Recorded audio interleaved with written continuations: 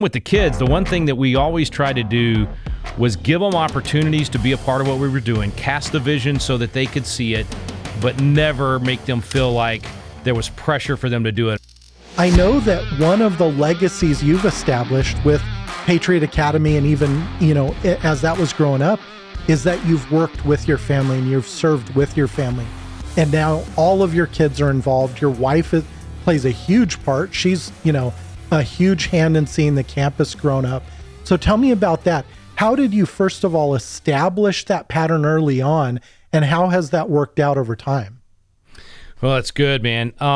We, first of all, for my wife and me, we've always been, truly partners. I mean, truly business partners, everything, spiritual partners. Like, we never could figure out why most couples like to go in two different directions. Like, I'm not trying to put a guilt trip on anybody. I'm just telling you from our perspective, it was like we didn't want to be apart for 8 or 9 hours a day or 10 hours a day or be taking trips without each other. We wanted to be together and work together. And we actually started working together even before we got married. And so for us, that was an easy fit. So when we traveled the country speaking for wall builders in a bus with the family, it was great. We loved it. When we started Patriot Academy and we built it together, from the beginning. I mean, everything for us has been a true partnership, and God's blessed us with different strengths and weaknesses. Like my wife does not want to be on stage, but she's back behind the scenes with the details, making everything run on time, and literally the brains of the operation. I'm just the dancing chicken that gets up there and does the show.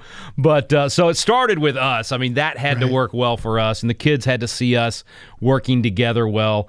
And then with the kids, the one thing that we always tried to do was give them opportunities to be a part of what we were doing, cast the vision so that they could see it, but never make them feel like there was pressure for them to do it. And if they didn't do it, they weren't glorifying God, or that they weren't honoring the family or anything. I was always very worried about that, right? Just very conscientious about, I don't want them to think they have to do this to be a green, right? That they have to do this for my approval or any of that kind of stuff. So we tried, and I'm not saying we did it right. Believe me, we've messed up as much as we've done right. But we tried really hard to make it where, hey, you've got the opportunity. God's given our family the opportunity to do all these different things that we get to do. So the door's wide open for you.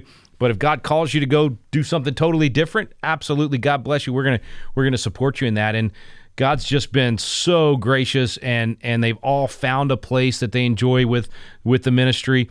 We had 3 of the 4 that went off to work for another ministry for a while. They did a 1-year gap year program with that ministry, and then 2 of those 3 stayed after for a year and worked for that church, and it was great for them. They got to enhance their skills. They got to learn how to work in a different environment that wasn't mom and dad as the bosses, and so that was very healthy for them. They got to see they got to begin to recognize things we don't do well and things that we do well, which brought back more for the team, right, to get better, and they were able to. So anyway, it's worked out wonderfully for us. But if anybody out there is thinking about how do I want my kids to work with me or be a part of the ministry, just be really careful and conscientious about holding it out there with an open hand for them, but just constantly reminding them, hey, if this is not what God's called you to, we want you to be where God wants you, and whether that's with us or that's with somebody else or some other industry for a while, maybe you come back and do this, maybe you never do this. That's just real important, and I think that helped them to have that